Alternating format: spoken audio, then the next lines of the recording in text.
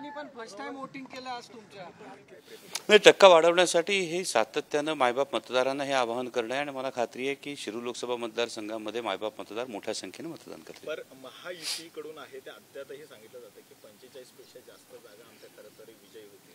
कसं बघतं या सगळ्या वक्तव्यांकडे? नाही, प्रत्येक पक्षाला आपल्या कार्यकर्त्यांचा मनोबल वाढवण्याचा अधिकार असतो आणि त्या पद्धतीनं महायुतीच्या नेत्यांना पराभव हा स्पष्ट आहे हे जाणवतंय आणि त्यामुळे अशा पद्धतीची विधानं ही त्यांच्या कार्यकर्त्यांचं मनोबल वाढवण्यासाठी ते नक्कीच करणार. रात्री चाकणमध्ये माळुंगीत काहीतरी गडबड झाली, तुम्ही गेले होते तिकडे पैसे वाटप. अनेक ठिकाणी पैसे वाटपाच्या तक्रारी किंवा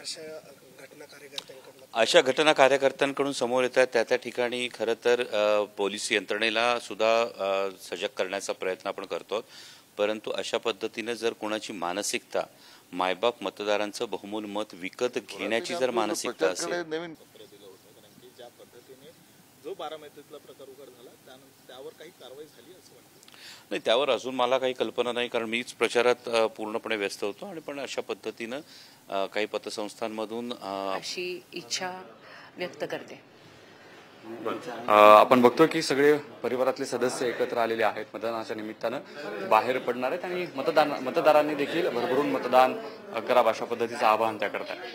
व्हिडिओ जर्नलिस्ट निखिल करंदीकर संघ, ज्ञानेश्वर चौकमल, पुढारी न्यूज. त्यावेळी सुद्धा पोलीस यंत्रणेला या संदर्भामध्ये सजग राहण्यासाठीचं पत्र आणि निवडणूक आयोगाला या संदर्भातलं पत्र मी दिलं होतं.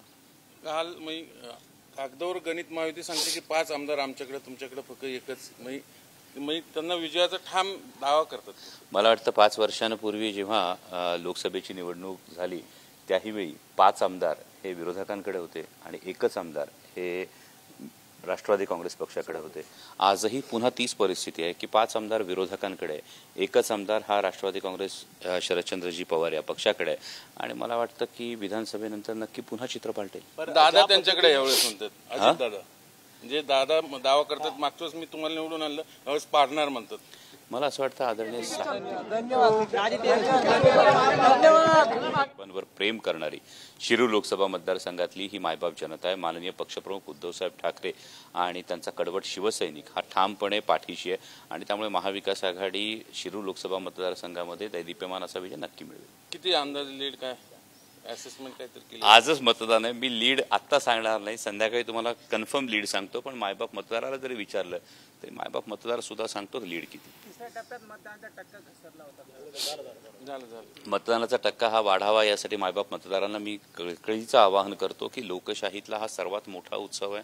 आपल्याला कुठलं सरकार हवं, आपल्याला कोणता खासदार हवा आणि आपले प्रश्न काय आहेत ते प्रश्न हिरहिरीनं मांडणारा, त्यासाठी भांडणारा जर व्यक्ती आपल्याला हवा असेल तर आपण आवर्जून मतदान करावं अशी माझी सर्व सुज्ञ मतदारांना विनंती. रात्री पुण्यामध्ये बऱ्यापैकी गडबड झाली, आपले कानावाले असेल दंगेकर तिथे ठिय्या आंदोलन करत होते, भाजपने तिथे जाऊन मग नंतर प्रति आंदोलन केलं, म्हणजे ते बाकीचे विषय राहिले बाजूला, तिथेच गोंधळ सुरू नाही. त्यामुळेच हा प्रश्न पडतो की हे सगळे या सगळ्या गोष्टी आम्हा विरोधकांना कराव्या लागतात आणि एकीकडे 400 पार आणि महाराष्ट्रामध्ये 40 पार असा नारा देणारे जे काही लोक आहेत त्यांच्यावरच प्रत्येक वेळी हे आरोप का व्हावेत. जर खरोखर कामं केली असती, खरोखर महागाई, बेरोजगारी या प्रश्नांना यांची सोडवणूक केली असती तर अशा पद्धतीने मायबाप मतदारांचं बहुमूल्य मत विकत घेण्याची मानसिकता ही दिसली नसती.